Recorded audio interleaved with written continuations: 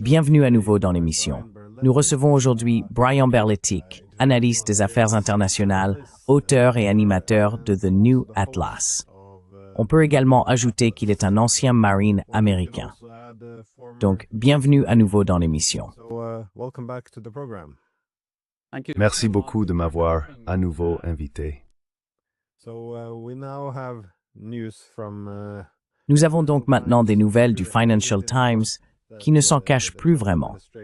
L'administration Trump fournit des données et aide Zelensky à frapper des installations énergétiques russes en plein cœur du territoire russe. Même Joe Biden, qui semblait plus enclin à adopter des politiques pouvant déclencher une troisième guerre mondiale, hésitait à faire ce genre de choses. Je veux dire, il n'y a pas beaucoup de façons d'interpréter cela. Il s'agit clairement des États-Unis menant des actes de guerre, évidemment contre la Russie. Ma question est de savoir jusqu'où les États-Unis iront dans cette voie, et combien de temps cela restera unilatéral, car cela semble mettre à l'épreuve la patience de la Russie. J'ai du mal à imaginer la situation inverse, que les médias rapportent ouvertement que la Russie aide à mener des frappes en profondeur sur le territoire américain, sans que rien ne soit fait. Comment évaluez-vous cela? S'agit-il réellement d'actes de guerre ou est-ce que je réagis de manière excessive?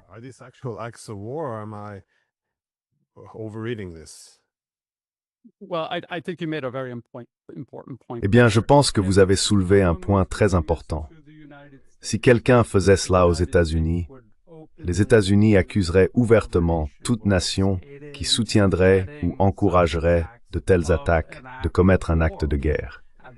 Et les États-Unis l'ont déjà fait pour bien moins que cela, allant même jusqu'à inventer des accusations par le passé pour justifier l'accusation d'autres nations d'actes de guerre. Je pense que beaucoup d'Américains et de gens en Occident en général ont beaucoup de mal à inverser les rôles et à essayer de voir les choses du point de vue de l'autre nation. Et si c'était eux qui nous faisaient cela? Comment nous sentirions-nous? C'est pourquoi je pense qu'il est très important que les gens fassent cet effort, qu'il s'agisse d'analystes ou de simples citoyens.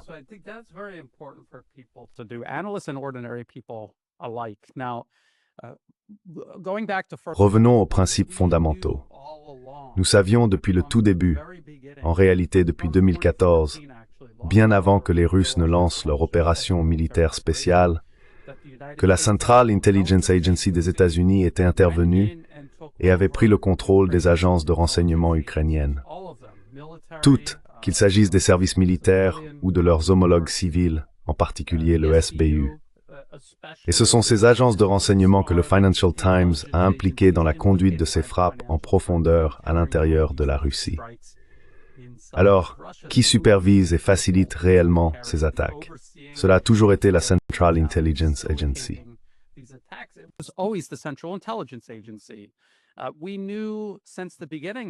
Nous savions dès le début de l'opération militaire spéciale que l'armée des États-Unis supervisait les forces armées ukrainiennes et pratiquement tout ce qu'elles faisaient, depuis l'orientation stratégique générale et les combats sur le terrain, jusqu'au choix des cibles précises sur le champ de bataille. Les commandants militaires américains opéraient depuis l'Allemagne. Cela a commencé sous l'administration Biden et se poursuit maintenant sous l'administration Trump. Les deux volets, le renseignement et les opérations militaires, sont supervisés par les États-Unis. Maintenant, vous avez mentionné le président Joe Biden et son hésitation à aller jusqu'à ce point. Je pense que s'il l'avait fait, imaginons simplement qu'il ait brigué et remporté un second mandat, il serait en train de le faire en ce moment.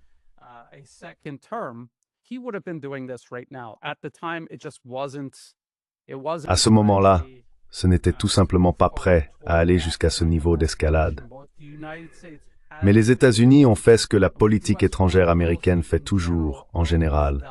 Cette stratégie dite du salami, où ils intensifient constamment, mais par de si petits incréments, qu'il est très difficile pour un adversaire de désigner les États-Unis et de qualifier cela d'acte de guerre.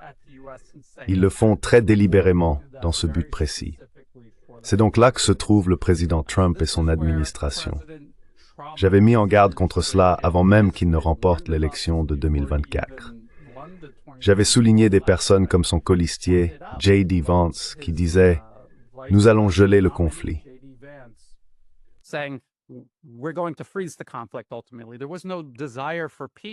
En fin de compte, il n'y avait aucun désir de paix en Ukraine, seulement celui de geler le conflit. À l'époque, J.D. Vance disait en septembre ou octobre 2024 que nous avions besoin de nos armes pour combattre la Chine, pas l'Ukraine. Il fallait que les Européens prennent le relais. Puis en février, une fois le président Trump en fonction et son administration au pouvoir, le secrétaire américain à la défense, désormais appelé secrétaire à la guerre, Pete Hegseth, était de nouveau à Bruxelles pour parler de l'envoi de troupes européennes afin de geler le conflit, tout en redoublant d'efforts dans la production militaro-industrielle, en armant l'Ukraine et en reconstruisant son armée, en somme, en la réduisant en miettes.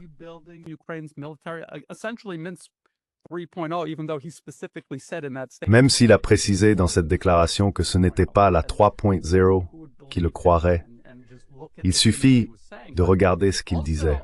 J'ai toujours souligné qu'il parlait de la production énergétique russe, et à ce moment-là, il évoquait le fait de la cibler. C'était très vague et ambigu, volontairement. On pouvait supposer qu'il parlait de contrôle des prix, de sanctions, de tarifs, des choses de ce genre. Mais maintenant, nous pouvons voir de nos propres yeux les frappes de drones sur la production énergétique russe, en plein cœur de la Russie, facilitées par le renseignement, la surveillance et la reconnaissance américains, ISR. Voilà où nous en sommes aujourd'hui.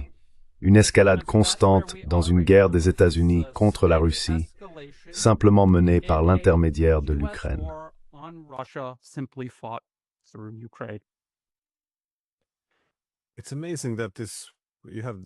C'est incroyable que certains de ces articles paraissent alors qu'il n'y a aucun débat dans la société. Je veux dire, nous sommes censés être des démocraties avec une presse libre, et pourtant, on assiste à ces attaques contre la Russie. Et il est assez évident pourquoi il n'y a pas plus de débat à ce sujet. Parce que si vous critiquez ou exprimez des doutes sur les attaques directes contre la Russie, eh bien, on peut vous qualifier de pro-russe. Aucun journaliste qui veut garder son emploi ne voudrait suggérer que cela pose problème. Je ne veux pas brider mes propos, mais les médias sont tout simplement idiots et horribles. Franchement, c'est de la pure absurdité.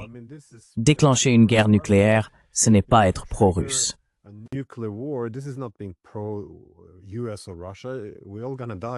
Les États-Unis ou la Russie, nous allons tous mourir en somme dans un holocauste nucléaire.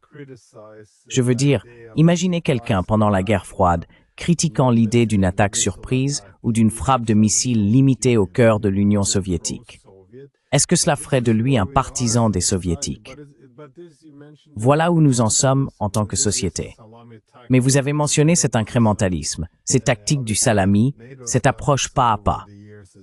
Évidemment, l'OTAN a fait la même chose au fil des années, en matière de défense antimissile, d'expansion, enfin, de tout. Et nous faisons aussi cela dans les médias, où nous nous retrouvons maintenant dans une situation où, oui, bien sûr, nous attaquons la Russie, mais pas directement, vous voyez. Nous aidons simplement les gens à se défendre.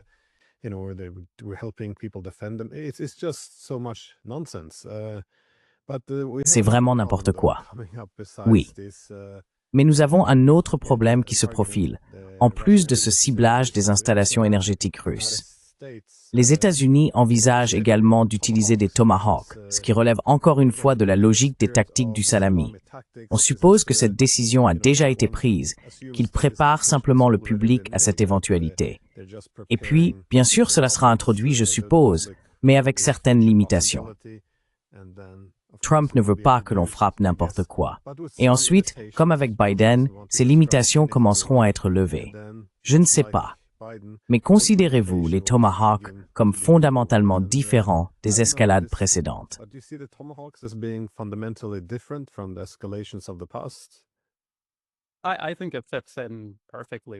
Je pense que cela s'inscrit parfaitement dans la continuité de ce que les États-Unis ont fait.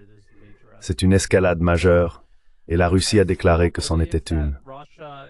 Bien que je continue de croire que la Russie va essayer d'éviter, aussi longtemps que possible, même si cela peut être inévitable, une confrontation directe avec l'Europe ou les États-Unis. Je pense qu'ils veulent éviter cela le plus longtemps possible. Mais le missile de croisière Tomahawk est généralement lancé depuis des navires en mer ou des sous-marins, bien qu'ils aient travaillé sur une version lancée depuis le sol. C'est précisément pour cette raison que l'administration Trump a quitté le traité INF à l'époque, pendant son premier mandat.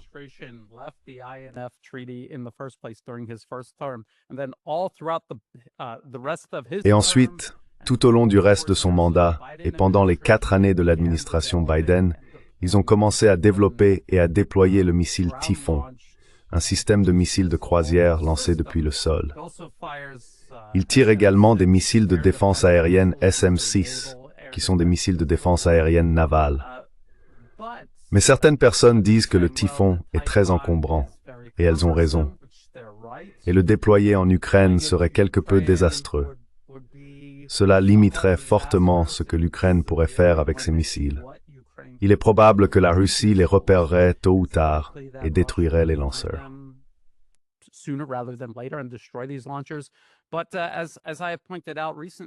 Mais comme je l'ai récemment souligné, il existait un autre système lancé depuis le sol. Les tirs longue portée développés par Lockheed Martin pour tirer le Tomahawk, qui est un missile de Raytheon. Il est beaucoup plus petit et plus mobile. C'est une cellule unique. Il existe ces systèmes de lancement vertical Mark 41 à partir desquels le Tomahawk est lancé. Il s'agit d'une seule cellule, tandis que le Typhoon en possède 4. Ce que ça permettrait à l'Ukraine de faire, c'est d'en avoir quelques-uns, et les États-Unis disposaient de prototypes fonctionnels. Le corps des marines américains les a testés, mais a finalement renoncé au système. Mais ils existent.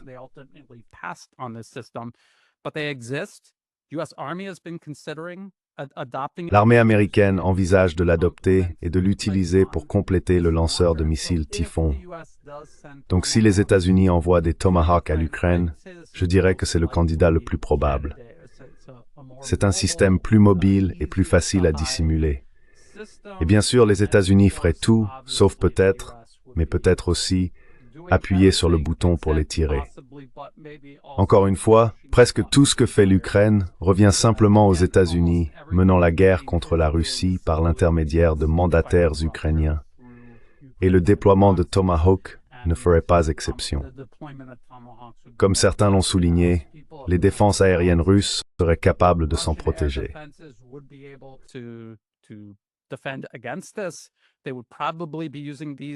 Ils utiliseraient probablement ces armes pour frapper des installations de production de pétrole et d'énergie situées au cœur de la Russie. Ils essaieraient d'éviter les cibles plus lourdement défendues par les systèmes de défense aérienne russes. Ils ne pourraient pas en déployer beaucoup, car encore une fois, ce que font les États-Unis, c'est d'immobiliser la Russie en Ukraine. Ils veulent concentrer leurs ressources sur la Chine. Ils déploieraient donc, je suppose, un nombre relativement restreint de ces missiles, qui ne sont pas produits en grande quantité, même pas une centaine par an, comparé à leurs équivalents russes, fabriqués par centaines, voire par milliers chaque année.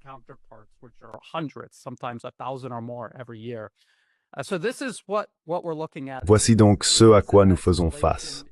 C'est une escalade. Cela ne changera pas la trajectoire du conflit, mais cela augmentera le coût pour la Russie. Cela va davantage l'enliser et accroître encore le coût pour elle. Il faut se rappeler que les États-Unis ne se soucient pas de l'Ukraine. Il ne s'agit pas de faire gagner l'Ukraine. En 2019, la Rand Corporation a déclaré que si l'on provoquait une guerre entre la Russie et l'Ukraine serait probablement complètement détruite. Ce n'est donc pas la raison de ce combat. Ils se battent pour rendre la guerre aussi coûteuse que possible pour la Russie, et le déploiement de missiles Tomahawk contribue à cet objectif.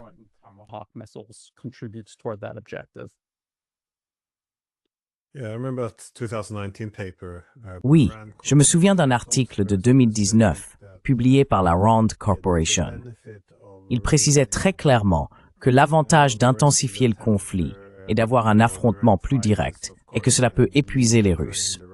L'inconvénient, c'est que si la Russie commence à gagner et à conquérir des territoires stratégiques, alors le rapport de force stratégique basculera en sa faveur. Donc, tant que la guerre reste statique et que les Ukrainiens et les Russes s'entretuent, c'est une victoire. Mais dès que des territoires majeurs commencent à passer sous contrôle russe, lui donnant un avantage stratégique face aux États-Unis, cela devient une mauvaise guerre. Cela ne signifie pas qu'il faut y mettre fin, mais qu'il faut revenir à une situation de gel des lignes de front.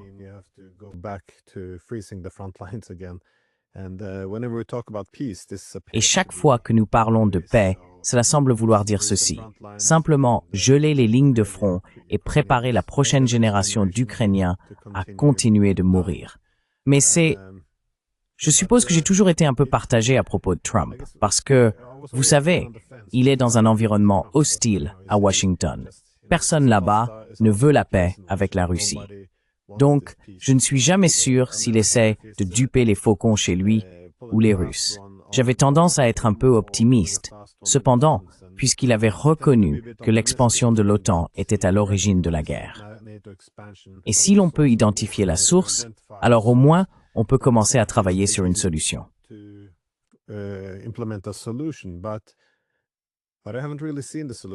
Mais je n'ai pas vraiment vu la solution. Il n'en a plus parlé depuis.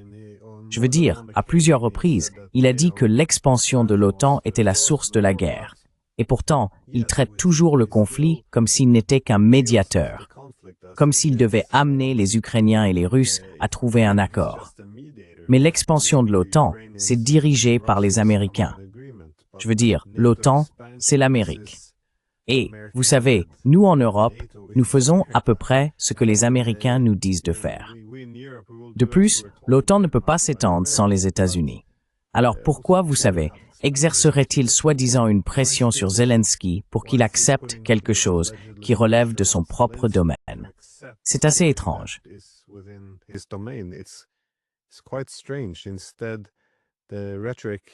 Au contraire, la rhétorique, de manière constante, je suppose, depuis son arrivée au pouvoir, était que les Russes devaient être amenés à la table des négociations. Mais les Russes sont déjà à la table. Poutine s'est rendu aux États-Unis. Je veux dire, je n'ai pas vu les propositions auxquelles les Russes sont censés s'opposer. Il semble simplement qu'il y ait certaines contradictions en jeu.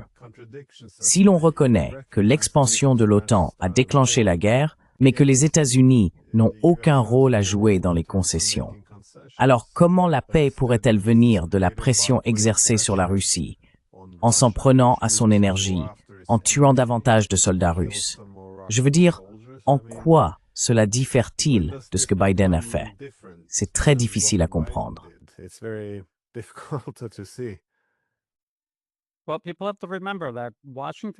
Eh bien, il faut se rappeler que le rôle de Washington dans tout cela consiste principalement à mettre en œuvre une politique déjà décidée. Et cette politique est déterminée par de grands intérêts corporatifs et financiers, l'industrie de l'armement, le pétrole, l'agroalimentaire, la pharmacie, tous ces intérêts pour lesquels le président Trump travaille avec enthousiasme. Il ne cherche même pas à le cacher. Et quand on parle de l'OTAN, oui, on parle des États-Unis, mais plus précisément, on ne parle pas de 300 millions d'Américains ordinaires. On parle d'une poignée d'entreprises, les actionnaires, les fonds d'investissement qui détiennent les parts et les conseils d'administration. Ce sont des personnes qui circulent entre les conseils de toutes ces différentes sociétés à travers divers secteurs industriels dans le monde entier.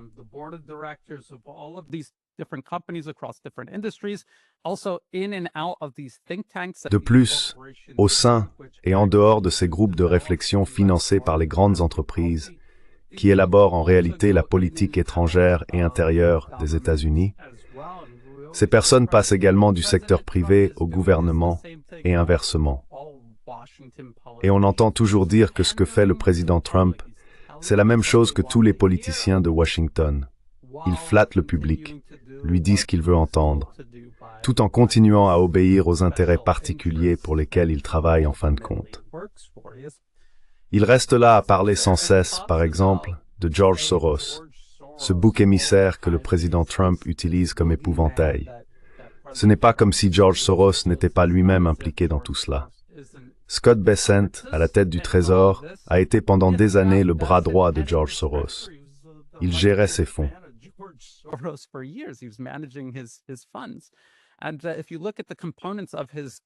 Et si vous regardez les membres de son cabinet aujourd'hui et pendant sa première administration, c'étaient tous des néoconservateurs bellicistes, indiscernables de ceux de l'administration Trump, des 8 années d'Obama et même des 4 années de Biden. Ce sont des personnes différentes, mais elles représentent exactement les mêmes intérêts particuliers. C'est pour cela que rien ne change jamais. À Washington, si vous voulez savoir ce qui va se passer, il faut lire ces documents de politique publique. Ces documents sont financés par ces grandes entreprises. Des équipes d'avocats transforment ces textes, qui représentent un consensus entre ces intérêts, en projets de loi, et ils sont ensuite apportés à Washington par des lobbyistes pour être approuvés. Ensuite, le rôle de personnes comme le président Trump et des membres du Congrès est de vendre ce programme au peuple américain, de le convaincre que les intérêts de ces grandes entreprises sont en réalité ceux du peuple américain.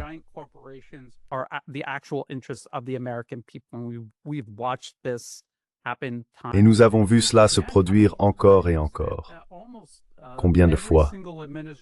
Presque toutes les administrations du XXIe siècle se sont présentées sur une plateforme promettant de mettre fin aux guerres sans fin, pour finalement poursuivre toutes celles qu'elles avaient héritées et en commencer plusieurs nouvelles. Le président Trump a fait cela pendant son premier mandat, et maintenant il le refait pendant son second. Ce n'est donc vraiment pas une surprise. Le problème, c'est que les gens veulent croire. Ils comprennent qu'il y a quelque chose qui ne va pas. Ils veulent croire que quelqu'un va arranger les choses. Et que la manière d'y parvenir, parce qu'on leur a répété depuis l'école primaire, c'est en votant. Mais nous pouvons voir que ce n'est pas un agent de changement.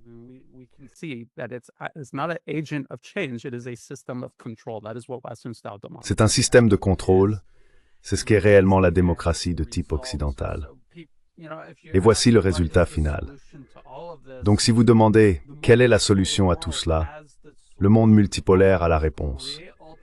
Créer des alternatives à ces intérêts particuliers, profondément enracinés, et bâtir un système alternatif qui serve réellement les intérêts de la majorité des habitants de la planète, ce qui inclut d'ailleurs le peuple américain. Comme vous le dites, si cela devait mener à une guerre nucléaire, les populations européennes n'en tireraient aucun bénéfice, et les Américains non plus. Mais même sans aller jusque-là, on peut déjà constater à quel point l'Europe souffre économiquement. Elle est dans ce qu'on pourrait presque qualifier de déclin irréversible.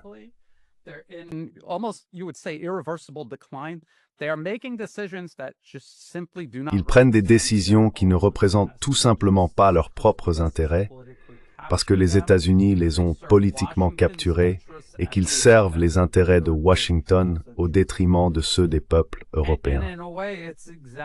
Et d'une certaine manière, c'est exactement ce qui se passe en Ukraine. Les gens disent que l'Europe ne va pas continuer dans cette voie, car cela ne sert pas à ses intérêts. Mais regardez l'Ukraine. Voilà comment cela fonctionne réellement. Ces pays sont politiquement capturés par des intérêts particuliers aux États-Unis, tout comme le gouvernement américain est, d'une certaine façon, capturé par ou le reflet de ces mêmes intérêts. Et c'est pour cela que les choses ne changeront pas tant que nous continuerons à alimenter ce système, où l'on vote pour ensuite être constamment trompé et déçu.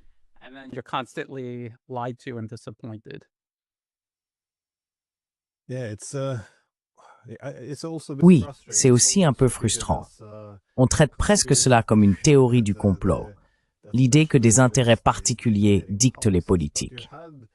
Mais il existe beaucoup de travaux universitaires à ce sujet.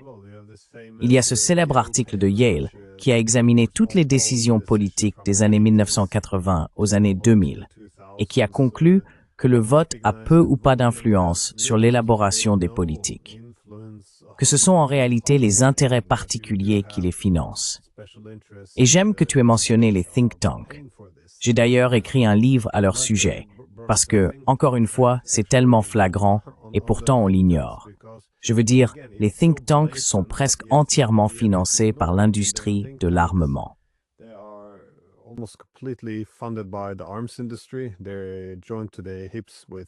Ils sont étroitement liés à des groupements militaires, des alliances comme l'OTAN. Et on voit aussi leur influence dans les médias, jusqu'à quel point ils peuvent écarter de vrais journalistes et rédiger les articles qui façonnent la perception du public. C'est accablant. On constate que presque tous les principaux responsables au pouvoir sont affiliés à l'une de ces ONG. C'est comme une porte tournante.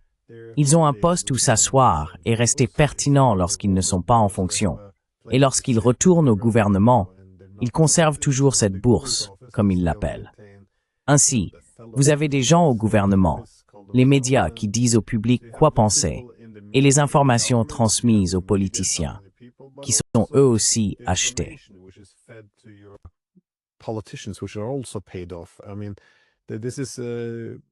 Je veux dire, c'est comme les documents du Congrès. Tous ces mémos politiques distribués que les politiciens achetés sont censés mettre en œuvre. C'est aussi financé par les think tanks. Donc tout le monde est sur la liste de paye, et tout se fait au grand jour. Mais comme personne ne peut le critiquer, c'est comme si cela n'existait pas. C'est assez extraordinaire. Mais j'aime ce que tu as dit sur le fait que les gens veulent y croire, parce que si on y regarde de plus près, il faut vendre la guerre comme la paix si l'on veut réussir aux États-Unis. Les gens oublient que Bush est arrivé au pouvoir en critiquant Clinton pour sa politique de construction nationale. C'était inacceptable. L'Amérique ne devait pas s'engager dans la construction de nations.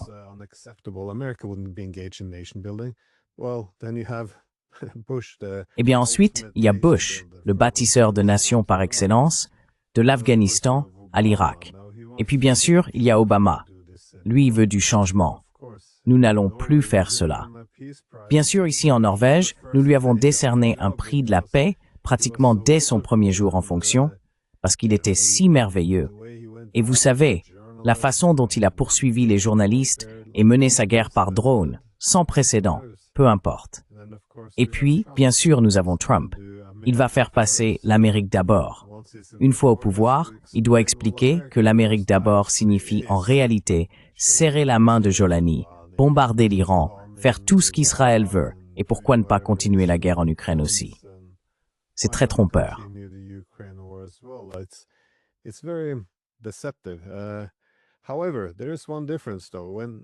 Cependant, il y a tout de même une différence. Il est doué pour le branding. Je veux dire, quand il attaque la Russie, il se présente comme un médiateur. Quand il soutient le génocide à Gaza, encore une fois, il est le médiateur. Il rapproche Israël et les Palestiniens. Quand il bombarde les réacteurs nucléaires de l'Iran, il a encore l'audace de dire qu'il a mis fin à la guerre. C'était aussi sa guerre. Mais il est aussi le médiateur. Maintenant, il veut un accord nucléaire, parce que les armes nucléaires sont vraiment dangereuses. Pourtant, c'est lui qui s'est retiré du traité INF et nous a conduits à ce point de possible échange nucléaire. C'est tout de même assez extraordinaire. Mais voyez-vous quelque chose de vraiment différent chez Trump?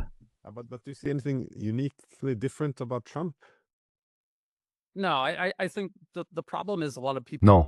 Je pense que le problème, c'est que beaucoup de gens ne se souviennent pas comment cela s'est répété encore et encore sous les administrations précédentes. Les gens disaient, eh bien, c'est bien que le président Trump, au moins, parle avec le président Poutine et les Russes. Mais après la guerre de 2008, entre la Géorgie et la Russie, que les États-Unis ont provoquée, ils ont renversé le gouvernement géorgien, l'ont transformé en bélier, puis l'ont poussé à attaquer les troupes russes, une version miniature du conflit qui fait actuellement rage en Ukraine. Et quand cela a échoué, la Russie a essentiellement écrasé l'armée géorgienne, puis ils ont voulu un redémarrage.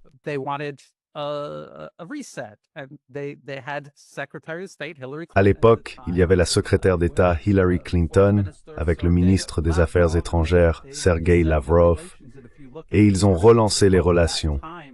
Si l'on regarde les articles de cette période, ils étaient pleins d'espoir qu'une nouvelle coopération avec la Russie verrait le jour. C'est presque une répétition mot pour mot de tout ce que nous venons de voir l'administration Trump traverser avec la Russie. C'est un mauvais remake. Et nous en sommes déjà au point où l'on voit cette façade s'effondrer et la véritable nature des États-Unis, toujours une continuité d'agenda, se poursuivre. Voilà ce que les gens doivent garder à l'esprit. Il faut se rappeler que le système politique occidental repose sur la gestion de la perception.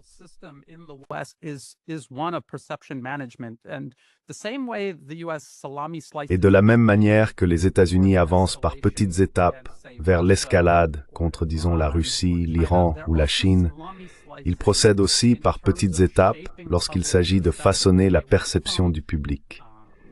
S'ils passaient d'un extrême à l'autre trop rapidement, les gens le remarqueraient. Ils le font de manière très progressive. Regardez où nous en sommes avec le Venezuela. Je sais que c'est de l'autre côté de la planète, non, mais c'est directement lié à tout le reste. Les États-Unis mènent essentiellement une guerre contre le multipolarisme. Et le Venezuela est un pays voisin, un partenaire à la fois de la Russie et de la Chine, que la Russie et la Chine auraient beaucoup de mal à défendre.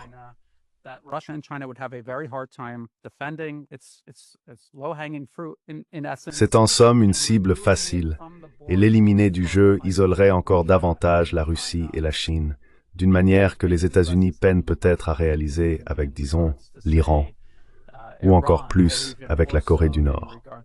Donc on passe de « j'ai sécurisé la frontière dans les 100 premiers jours ».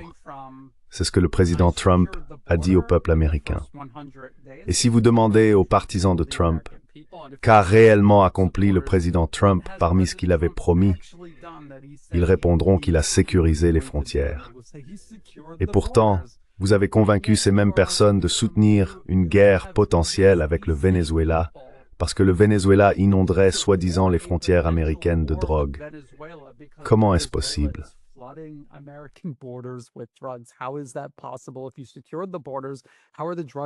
Si les frontières sont sécurisées, comment se fait-il que la drogue continue d'y passer en masse? Cela n'a aucun sens. Et on peut le constater.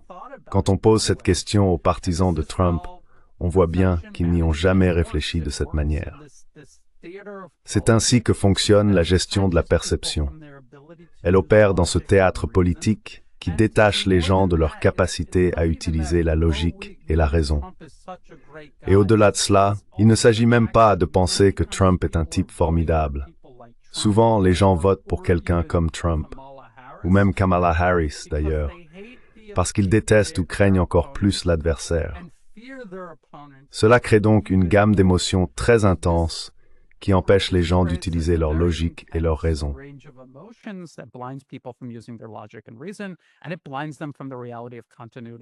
Cela les empêche de voir la réalité de la continuité de l'agenda. Et malheureusement, cela fonctionne très bien. Cela fonctionne depuis des décennies et des décennies. Nous pouvons voir les États-Unis et l'Europe utiliser cette méthode. J'entends encore des gens dire « Eh bien, en Europe, il y a ces partis en France et en Allemagne qui s'opposent à tout cela et qui gagnent en popularité. S'ils arrivent au pouvoir, ils vont tout changer. » Non, ils ne le feront pas. Ils vont faire exactement ce que Trump a fait. Ils vendent cela. Tout tourne autour de la gestion de la perception, de la gestion de la colère et de l'indignation des gens.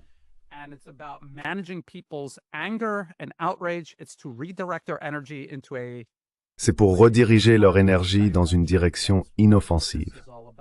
C'est de cela qu'il s'agit. Au moment où ils s'en rendront compte, disons l'AfD en Allemagne, ou l'équivalent en France, ou dans n'importe quel autre pays, au moment où ils arriveront au pouvoir et que les gens comprendront qu'ils ne tiendront pas leurs promesses, il sera trop tard et ils seront piégés dans le même cycle encore une fois, en pensant que l'autre homme ou l'autre femme va les sauver. Nous avons déjà connu cela avec l'Italie, Giorgia Meloni. Elle était censée sortir l'Italie de tout cela, de ce cycle autodestructeur consistant à servir les intérêts de Washington au détriment de l'Europe. L'a-t-elle fait?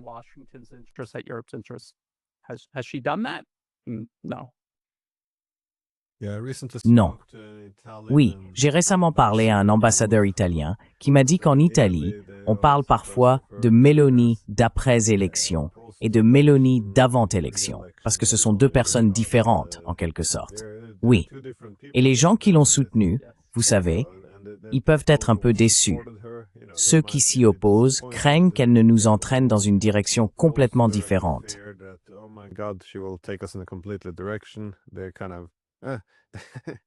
Rien n'a vraiment changé, je veux dire. Enfin, il y a une grande différence que l'on ressent avec Trump. Et c'est la manière dont il vend l'empire et la guerre. Parce qu'il y a eu une différence fondamentale depuis la fin de la guerre froide. Nous avons poursuivi cette idée d'hégémonie libérale, que le libéralisme est la raison pour laquelle nous devrions avoir l'égalité souveraine. Pourquoi l'Occident devrait être autorisé à s'ingérer dans les affaires intérieures d'autres pays? Pourquoi nous pourrions devoir bombarder ces pays de temps en temps? Pourquoi nous pourrions devoir les fragmenter? Tout cela au nom de la démocratie libérale. C'est aussi pourquoi nous revendiquons non seulement le droit de gouverner, mais aussi la responsabilité de le faire, parce que nous sommes censés protéger d'autres peuples contre leur propre gouvernement. Ainsi, l'hégémonie libérale a une mission civilisatrice.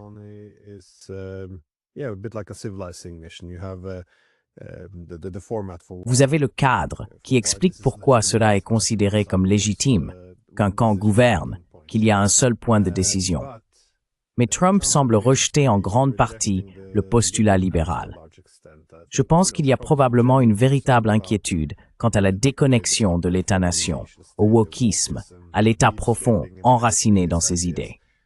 Cependant, je suis content que vous ayez mentionné le Venezuela, car il ne semble pas vraiment insister sur les droits de l'homme, et tout cela lorsqu'il parle.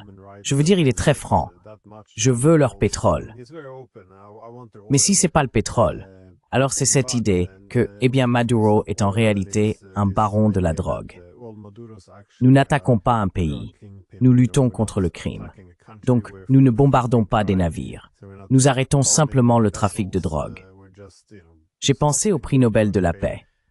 Je voulais avoir votre avis là-dessus. Parce qu'il est bien sûr décerné par les Norvégiens. Et dans cette partie du monde, ils veulent vraiment ramener les États-Unis dans l'hégémonie libérale.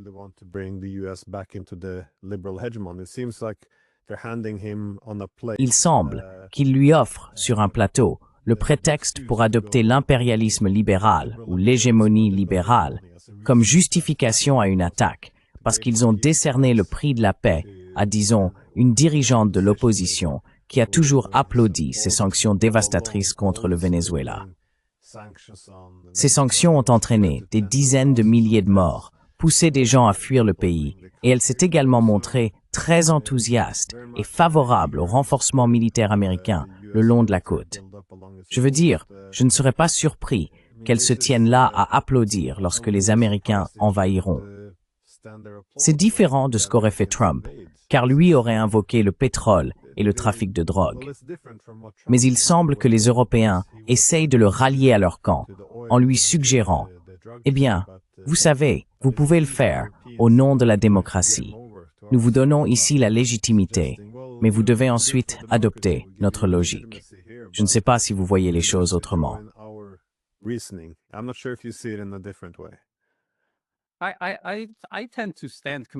J'ai tendance à me placer complètement à l'extérieur et à observer, non pas en tant que conservateur ou libéral. Et ce que je vois, c'est une stratégie de tension, et plus encore de l'image de marque. Vous avez une immense entreprise, disons Unilever, et vous pensez à toutes les filiales qu'elle possède et à tous les marchés cibles qu'elle vise avec ses filiales. Elle cible même des personnes qui pourraient ne pas aimer Unilever, mais elle le fait de manière à ce que vous ne le remarquiez pas, à moins de regarder attentivement l'emballage. Et c'est exactement ce que sont le conservatisme et le libéralisme dans la politique occidentale. Du branding, par le même, si l'on veut l'appeler ainsi, état profond, les mêmes intérêts particuliers. Ils ne font que viser différentes parties du public.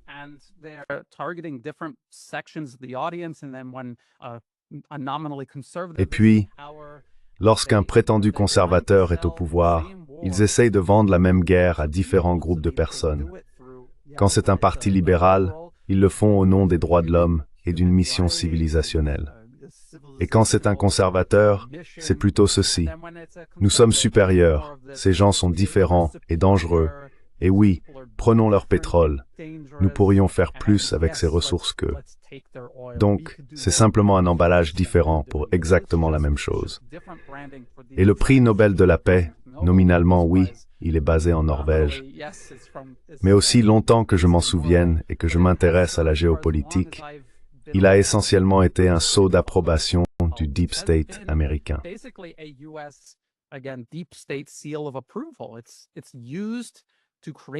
C'est utilisé pour créer l'illusion de légitimité de tous ces instruments de l'Empire américain. Aung San Suu Kyi, par exemple, elle l'a remporté. C'était pour lui donner une aura presque sainte, afin de vendre un changement de régime au Myanmar, ici en Asie du Sud-Est. Vous avez mentionné le président Barack Obama. Il n'a même rien fait, et il l'a obtenu, tout en poursuivant toutes les guerres. En réalité, il a étendu toutes celles qu'il avait héritées et en a commencé plusieurs nouvelles. Vous avez évoqué la guerre par drone, dont des documents divulgués révèlent que durant certaines périodes, elle a tué 90% de civils innocents. Elle ne visait même pas les prétendus terroristes. Et ainsi de suite, encore et encore.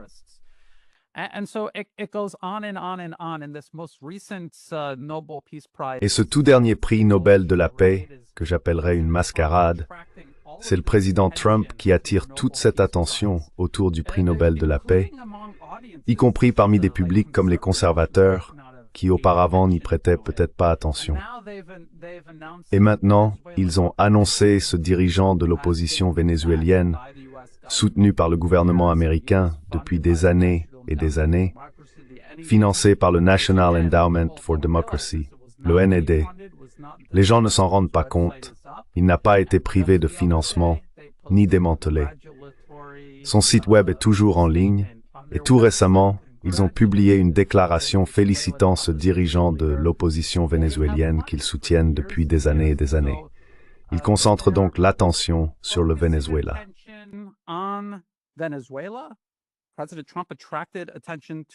Le président Trump a attiré l'attention sur ce prix Nobel de la paix auprès de personnes qui, en temps normal, l'auraient ignoré. Et maintenant, on peut voir ce qu'ils font. Ils construisent un consensus en faveur de cette guerre de changement de régime au Venezuela. Encore une fois, c'est censé être pour arrêter les drogues qui inondent les frontières que le président Trump affirme déjà avoir sécurisées. Et avant cela, on se souvient qu'il disait « Oui, je veux le pétrole ». C'est un dictateur. C'est un socialiste malfaisant. Tout cela, quoi qu'il pense devoir dire pour vendre cette guerre, c'est ce qu'il va dire aujourd'hui. Et c'est là où nous en sommes maintenant en matière de fabrication du consentement. Je pense que c'est à cela que le prix Nobel de la paix a servi depuis des années et des années. Et c'est encore à cela qu'ils viennent de l'utiliser.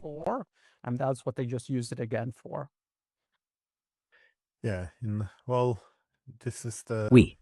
Eh bien, nous avons parlé des think tanks. On peut aussi inclure les ONG dans ce camp, car il y a les principales ONG de changement de régime créées par le directeur de la CIA et Reagan en 1983, à savoir, comme je l'ai dit, le National Endowment for Democracy. Le National Endowment for Democracy a également financé le comité d'Helsinki norvégien, qui entretient des liens avec le comité du prix Nobel de la paix. C'est donc un petit réseau de partisans du changement de régime.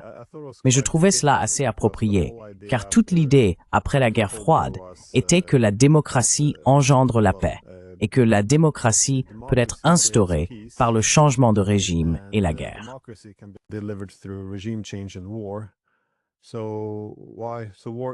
Alors pourquoi?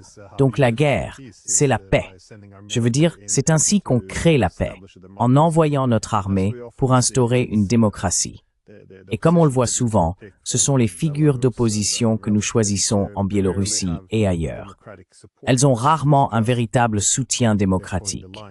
Elles se contentent de suivre la ligne, un peu comme en Moldavie, et aussi comme les personnes qu'ils veulent écarter en Géorgie. Mais non, il semble que malgré tout, l'ensemble de l'effort rencontre quelques difficultés. Penses-tu qu'ils vont réussir à repousser le moment multipolaire, ou est-ce encore incertain?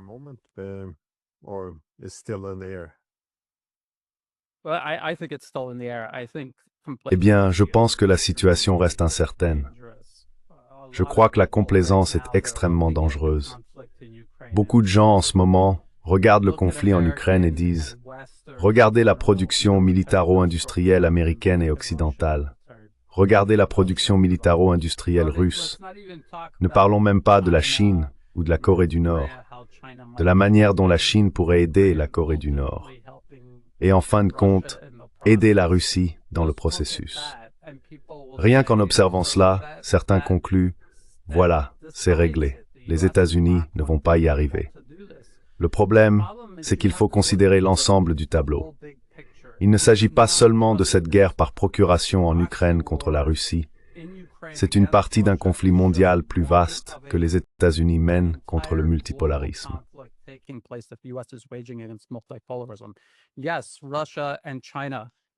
Oui, la Russie et la Chine peuvent se protéger militairement dans une large mesure, et sur le plan économique, elles ont sécurisé leur espace informationnel, ce dont je parle souvent.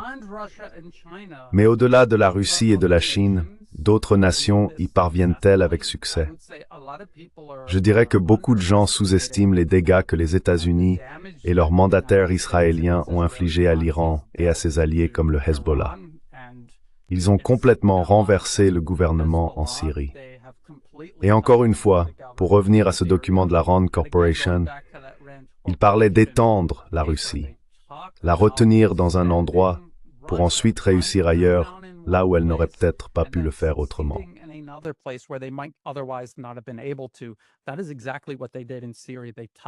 C'est exactement ce qu'ils ont fait en Syrie.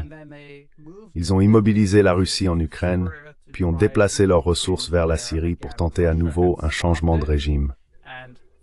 La Russie avait arrêté cela et avait essentiellement gelé le conflit, tout en protégeant le gouvernement sur place.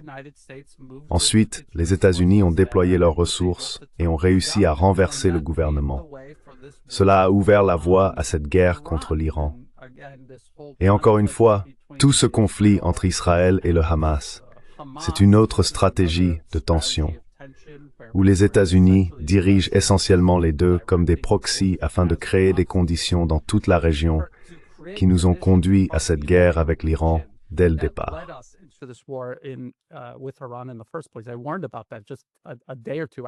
J'ai mis en garde contre cela un jour ou deux après le 7 octobre. Ce que les gens doivent comprendre, c'est que, oui, les États-Unis ont un déficit militaro-industriel. Ils ont du mal à rattraper leur retard et compensent cela par ce qu'on pourrait appeler un réseau d'alliances. Moi, j'appellerais cela un réseau de proxy, où ils disposent de tous ces intermédiaires. L'Europe, le Japon, la Corée du Sud, les Philippines, ce sont des pays politiquement capturés. Les gens disent que servir les intérêts de Washington à leurs propres dépens ne sert pas leurs meilleurs intérêts, mais c'est précisément le but de la capture politique d'un pays. On y installe un régime client qui sert vos intérêts au détriment de ce pays et de sa population. Et nous pouvons clairement voir cela se produire. Ils ont cela, et ils disposent d'une puissance militaire à l'échelle mondiale.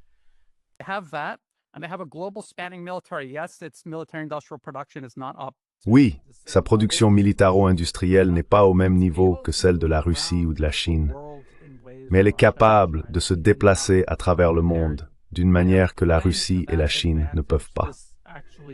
Et ils exploitent cet avantage.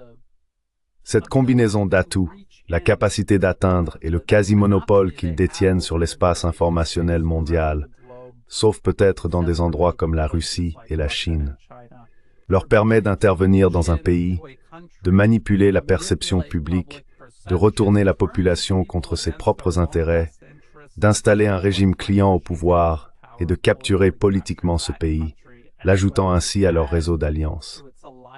C'est ce qu'ils font dans l'espoir de renverser le déplacement de l'équilibre des pouvoirs en leur faveur pour revenir à une hégémonie unipolaire des États-Unis.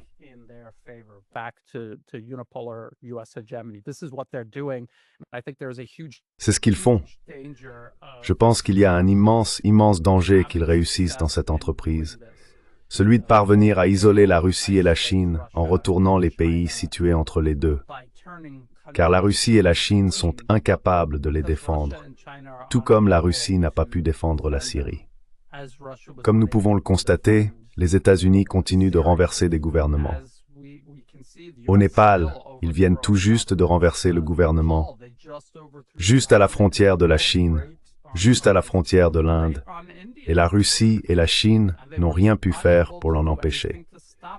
C'est donc toujours un danger majeur. Je pense qu'il s'agit d'un conflit intense, et je ne crois pas qu'il soit possible de dire, dans un sens ou dans l'autre, comment cela va se terminer. Et je mets fortement en garde contre tout sentiment de complaisance à ce sujet.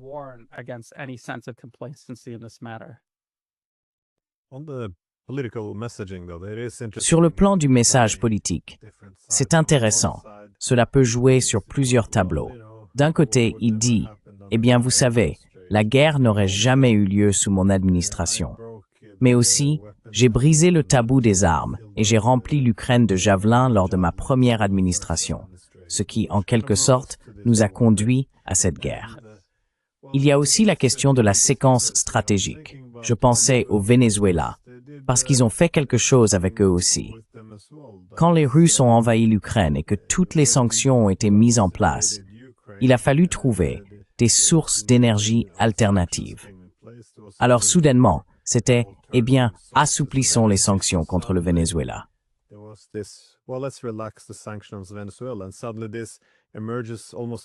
Et soudain, cela apparaît presque comme une initiative de paix, du genre, nous allons réparer nos liens, nous allons nous entendre. Mais bien sûr, c'est temporaire, juste le temps de s'adapter aux nouvelles sanctions. Et maintenant, bien sûr, qu'est-ce qui a changé entre cette époque et aujourd'hui en ce qui concerne la situation au Venezuela? Rien n'a changé. La seule variable qui a évolué, c'est l'accès à l'énergie. Donc maintenant, évidemment, ils sont passés de la sanction du Venezuela à une amélioration de certaines relations. Et à présent, bien sûr, il faut un changement de régime. La paix, le discours politique, tout semble être dicté par la même variable indépendante qui n'a certainement rien à voir avec la paix.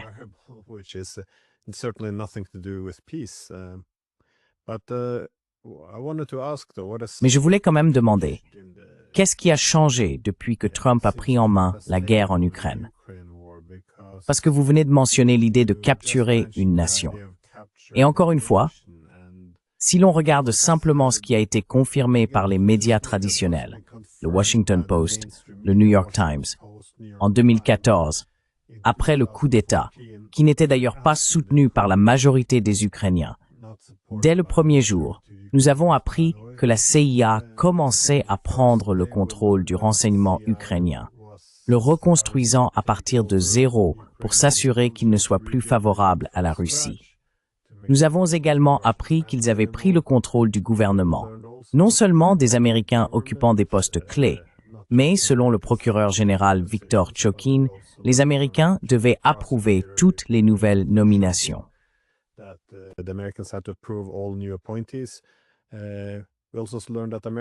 Nous avons également appris que l'Amérique avait pris en main la planification militaire à la place de l'Allemagne. Ce sont eux qui dirigent la guerre. Lors de la contre-offensive de 2023, quand les généraux ukrainiens ont protesté en disant que cela se terminerait en désastre, ils ont été désavoués par les véritables planificateurs à Washington. Nous l'avons appris aussi.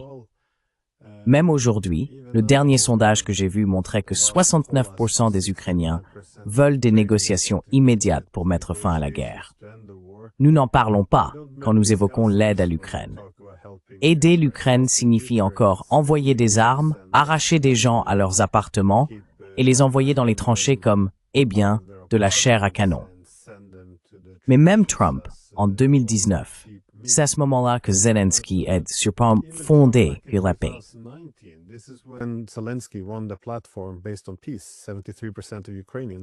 73% des Ukrainiens ont voté pour cela, pour mettre en œuvre les accords de Minsk et rétablir les relations avec le Donbass et la Russie afin de faire la paix. Cela a été renversé, encore une fois, par des ONG financées et soutenues par les États-Unis. Appelons-les des extrémistes de droite. Si l'on remonte à 2014, je sais qu'il faut faire semblant que l'invasion russe était non provoquée. Sinon, on est accusé de la soutenir et je perdrai mon emploi. Mais disons hypothétiquement qu'elle n'était pas non provoquée. Je veux dire, Qu'est-ce qui a réellement changé depuis 2014? Trump fait-il quelque chose de fondamentalement différent? Je sais qu'il envoie moins d'armes, mais il est aussi vrai qu'à la fin de 2024, Biden lui-même a dû envoyer des munitions à fragmentation parce qu'ils étaient à court d'armes. Alors, s'agit-il simplement de reconnaître une pénurie temporaire?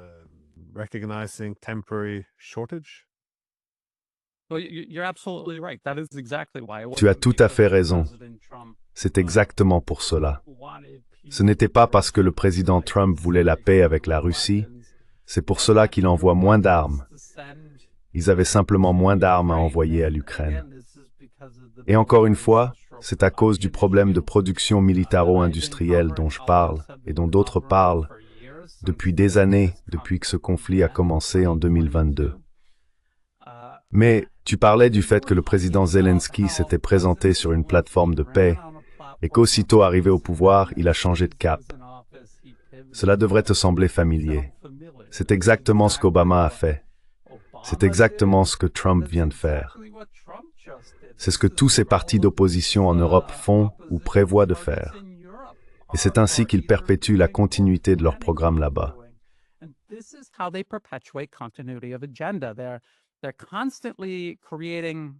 Ils créent constamment de la division, de la distraction et de faux espoirs pour que les gens les poursuivent, afin que personne ne se retrouve sur la même longueur d'onde en réalisant que non, ce n'est pas une question de gauche ou de droite. Il s'agit de ces intérêts particuliers qui nous dupent à chaque fois. Ils trompent les gens de gauche comme de droite, nous poussant à nous battre les uns contre les autres, au lieu de nous rassembler et de lutter pour nos propres intérêts. Il existe un terrain d'entente entre toutes ces personnes, mais on les en détourne délibérément. C'est ainsi qu'ils perpétuent la continuité de leur agenda, en agissant sans cesse de cette manière. Ils le font dans les pays ciblés qu'ils ont capturés, et ils le font dans tout l'Occident collectif, qu'ils dominent déjà sans réelle opposition.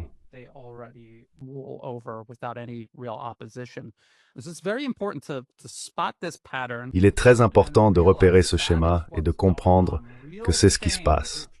Un véritable changement, si vous voyez un véritable changement, comme l'émergence du multipolarisme, vous pouvez observer comment l'ensemble du monde occidental y réagit. Il n'existe aucune faction à Washington qui soit pro-Chine ou pro-Russie, même s'ils s'accusent mutuellement de l'être. Vous savez, comme je le disais, regardez les think tanks, lisez leurs documents de politique. C'est cela qui va réellement se produire.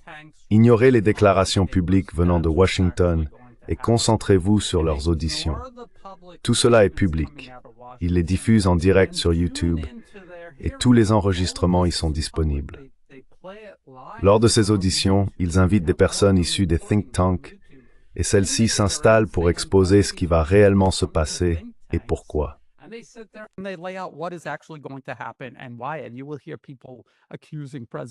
Et vous entendrez des gens accuser le président Trump d'être pro-Chine. Et lorsque le président Biden était en fonction, on l'accusait lui aussi d'être pro-Chine. Tout cela vise à créer l'illusion que l'on n'en fait pas assez et qu'il faut aller encore plus loin. Ils parviennent à convaincre au moins la moitié de la population sous un président, puis l'autre moitié lorsqu'ils échangent les rôles, et le processus recommence. Il est donc très important de voir clair dans ce jeu et de comprendre encore une fois qu'il ne s'agit pas d'un agent du changement. La démocratie occidentale n'est pas un agent du changement ni de l'autodétermination. C'est un système de contrôle, un système qui assure la continuité d'un programme.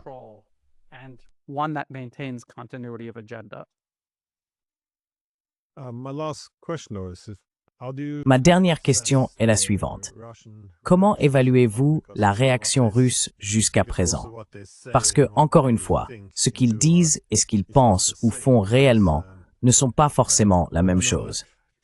Je sais que Trump est déçu de Poutine, car ils ont eu une bonne conversation, et maintenant Poutine ne dépose plus les armes. Mais d'après ce que j'entends, une certaine division se creuse à Moscou sur la manière de réagir. Car deux choses peuvent être vraies en même temps.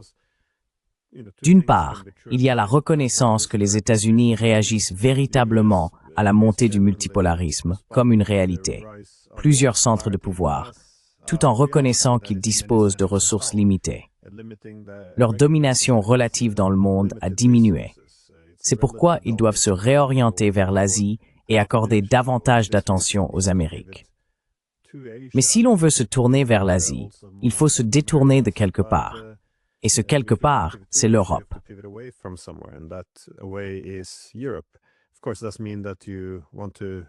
Bien sûr, cela ne signifie pas qu'ils veulent mettre fin aux guerres ou qu'il y ait trop de paix en Europe, mais plutôt qu'ils veulent externaliser la guerre aux Européens. C'est aussi pourquoi cela semble parfois déroutant pour le camp America First. Pourquoi Trump appelle-t-il à la paix en Europe tout en affirmant en même temps que tout le monde doit consacrer 5% de son PIB à l'armée? Ainsi, encore une fois, les Européens doivent prendre en charge le combat contre la Russie. Du point de vue russe, cela semble être une victoire en soi, car si les États-Unis réduisent leur présence en Europe, cela diminuerait la menace sur les frontières occidentales de la Russie. C'est donc une raison de jouer le jeu des mises en scène de Trump, celui d'un médiateur qui veut simplement instaurer la paix, même s'il ne peut faire aucune concession du côté américain.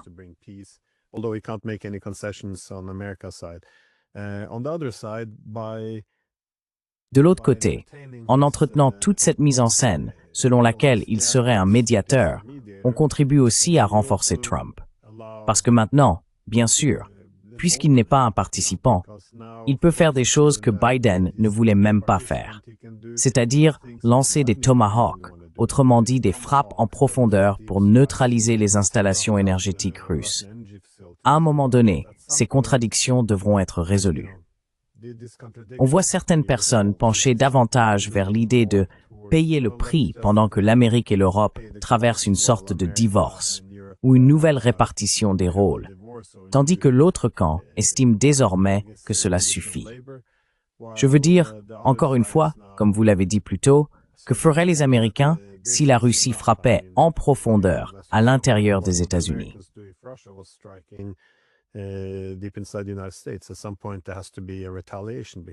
À un moment donné, il devra y avoir des représailles, car cela ouvre la porte, par exemple, aux Allemands, qui pourraient maintenant se dire « Eh bien, c'est la saison ouverte contre la Russie.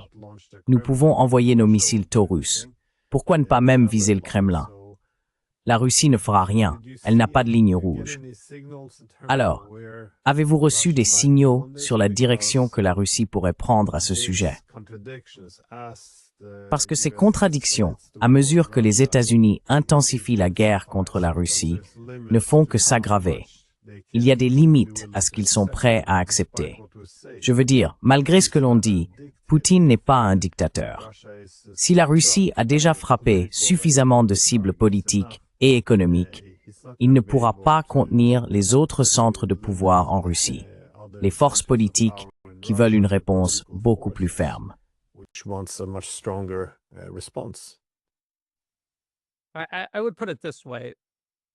le formulerai ainsi. L'Europe est à toute fin pratique une extension des États-Unis. C'est simplement une extension des États-Unis. Ainsi, alors que les États-Unis réorientent leurs ressources vers l'Asie, l'Europe reste là, et elle demeure une extension des États-Unis. Les généraux vont rester en Allemagne, ils ne partiront pas en Asie. La CIA va rester sur le terrain en Ukraine. C'est toujours essentiellement l'Europe. Une guerre par procuration menée par les États-Unis contre la Russie à travers l'Ukraine.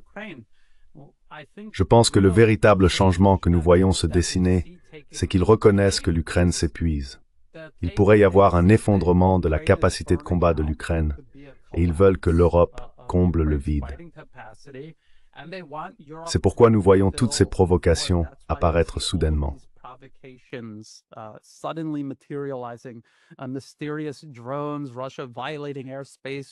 Des drones mystérieux, la Russie violant l'espace aérien, des drones russes, Geran, ou disons leur équivalent de reconnaissance, survolant la Pologne. Toutes ces provocations, ces discussions sur la saisie éventuelle de navires transportant des cargaisons d'énergie russe, c'est une énorme escalade à l'échelle européenne.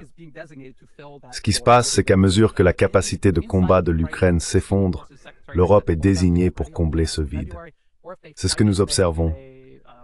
Le conflit est mené jusqu'au dernier Ukrainien, et maintenant, il se prépare à faire en sorte que ce soit les Européens, en général, qui prennent la relève. Et que fait la Russie? Je pense que personne ne peut être certain de ce que pense le président Poutine. Il ne m'a pas confié ce qu'il pense réellement. Mais je crois que les Russes comprennent parfaitement ce qui se passe. Comme nous l'avons remarqué, ils n'ont fait aucune concession aux États-Unis au cours de toutes ces prétendues négociations.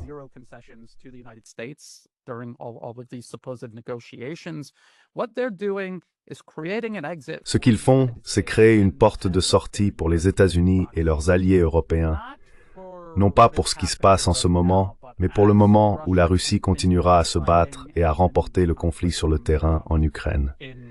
Ils vont continuer à agir ainsi. Ils n'ont donné aucun signal, aucun signe d'arrêt. Leur capacité militaro-industrielle ne cesse de croître de manière exponentielle. Ils mènent presque autant de frappes de missiles et de drones, parfois bien plus qu'au début du conflit. Et à cette époque, ils puisaient dans d'immenses stocks de missiles et de munitions accumulés pendant des années. Aujourd'hui, c'est ce qu'ils produisent réellement d'un mois à l'autre.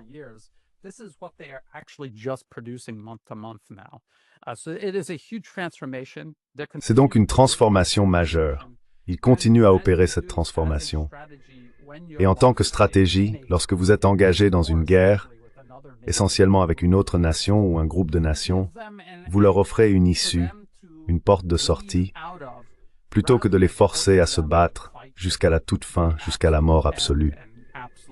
Et je pense que c'est ce que font les Russes. Vous savez, il est facile de regarder ce que dit et fait le président Poutine et de dire c'est de la faiblesse. Il va retomber dans un Minsk III, un nouveau Minsk.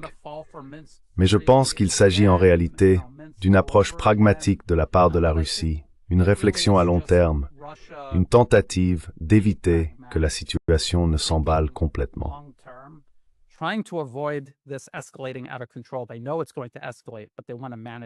Ils savent que la situation va s'intensifier, mais ils veulent en contrôler la manière et conserver l'avantage au fur et à mesure. Je pense qu'ils ont très bien géré cela jusqu'à présent et qu'ils continueront à le faire. Je pense que la Chine adopte une stratégie très similaire. Nous pouvons voir maintenant que la Chine sait qu'il existe des limites et que certaines lignes sont franchies, et elle comprend où tout cela mène. Je ne pense pas qu'il se fasse d'illusions sur la possibilité d'un quelconque accommodement au sein d'un ordre mondial unipolaire dirigé par les États-Unis. Ils comprennent comment tout cela se déroule. Ils essayent simplement d'avancer avec prudence et intelligence dans ce processus.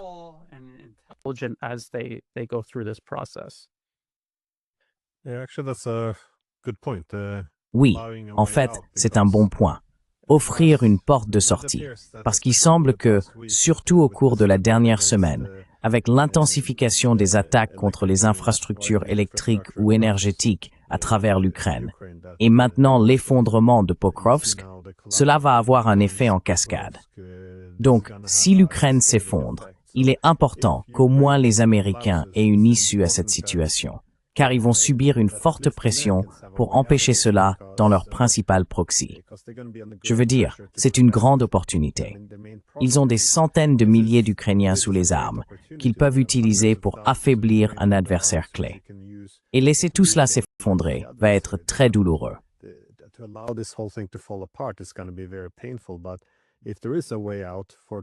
Mais s'il existe une porte de sortie pour Trump afin de sauver la face et de rester en sécurité, il pourrait simplement dire « Eh bien, vous savez, nous avons toujours essayé de mettre fin à la guerre. C'était les Européens. Ce n'a jamais été ma guerre. Vous savez, on a déjà entendu tout cela, mais j'imagine que c'est important pour maintenir les relations avec les États-Unis et préserver le récit d'une Amérique cherchant à mettre fin à cette guerre, du moins jusqu'à l'effondrement de l'Ukraine. Et puis, bien sûr, les Européens pourront avoir leur propre récit sur lequel s'appuyer. Ils pourront dire « Eh bien, Poutine a toujours voulu exterminer l'Ukraine en tant que nation. Ils n'en ont obtenu qu'environ 25%. Ah, nous avons gagné. » Vous voyez, tout le monde a en quelque sorte une porte de sortie, ce qui pourrait être une chose positive. Bien sûr, si l'alternative est simplement la guerre. Mais bon, bref, des réflexions finales avant de conclure. Anyways, any final thoughts before we wrap up? Eh bien, j'essaye toujours de faire comprendre aux gens l'importance de prendre du recul et de regarder la situation dans son ensemble. Je sais qu'il y a une tendance à se concentrer de manière excessive sur un conflit particulier. Et de leur point de vue, cela semble être le centre de l'univers.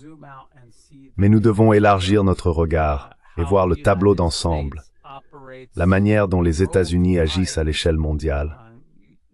On voit des gens absolument convaincus que, par exemple, Israël contrôle d'une certaine façon les États-Unis.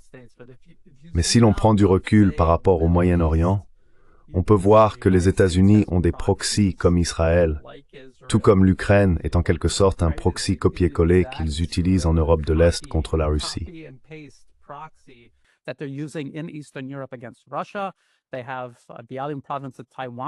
Ils ont la province insulaire de Taïwan. Ils ont maintenant les Philippines, encore une fois, une copie conforme dans la région Asie-Pacifique. Et si vous regardez la situation dans son ensemble, vous pouvez voir les choses beaucoup plus clairement. Comme toujours, lisez les documents de politique publique. Je supplie les gens, s'il vous plaît, lisez-les. Ignorez ce que disent les politiciens. Leur travail est de nous mentir.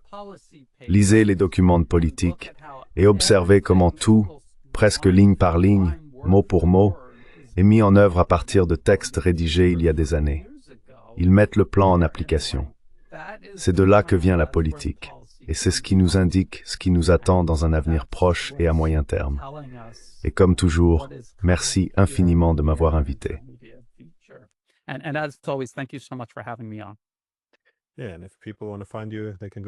Oui, et si les gens veulent te trouver, ils peuvent aller sur The New Atlas, où tu as ton propre podcast.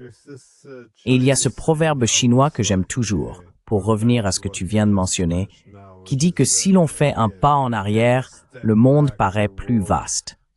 J'aime bien celui-là, parce que nous avons souvent tendance à nous concentrer sur un seul conflit ou à avoir une vision un peu étroite. En tout cas, merci encore d'avoir pris le temps.